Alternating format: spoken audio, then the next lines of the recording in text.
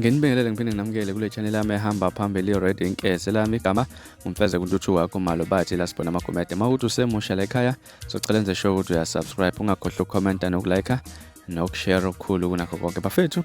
Imfez emnyama isidala lokuningi okwenzeka mhla ifika emculweni. Imfez emnyama isho lokhu nje kuyo lesihlanu lapha kwi-podcast iyombuso wamaciko lapha nephethe ugezani kanjalo noke umfo kaNgcapho lapha nenkathi babuzwa ile ntokazi uzuluhlama ukuthi nje chaza ukuthi kuphi okanye mhlawumbe iziphi ingqinamba ke yabhekana nazo mhla ifika emculweni. Imfez emnyama ukubalulile ukuthi kuningi okwenzeka mhla ifika emculweni eyigenge ecula noMgqumeni abengaye ngabafuni ebanethemba lokuthi uShelisi oye wayithatha ingoma okwakumele sikhishwe ibhovo wahamba bayosenza nemfez emnyama. Ukubaluleka ukuthi babegijinyiswa izakhila lapha abantu abaningi ngomthetho wakhe ababalelile ushilo ukuthi umuntu ongamadzini lutho umuntu owayengakaze mbona mhla kwenza loluzungu uJaiva Zimnike uyena umuntu owayengekho mhla egijinyiswa igenge ecula noMgqumeni. Ushilo nje ukuthi igenge eningi impela ecula noMgqumeni nakuba ngababalanga ukuthi obani kodwa nje kusobala mathi igenge eyayicula noMgqumeni ke mhlambe ngakuthi nokwakuphawula ngalolu daba asihlangane lapha kwi-comment section esikhuluma ngalolu daba. Ngaza kwethu bekuyona ivideo yanamhlanje niyiphathe kahle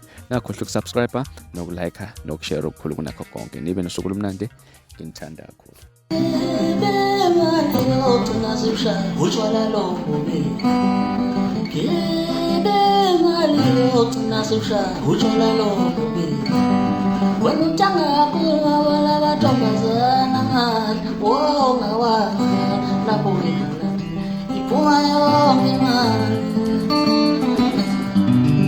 Okay sila mfowethu namhlanje kumbuso wamaciko sindawone ngo9 yazi iFriday namhlanje. iFriday namhlanje siyakhala ngifuna nje ukushaya umfana wade wamaphumulo ngempama.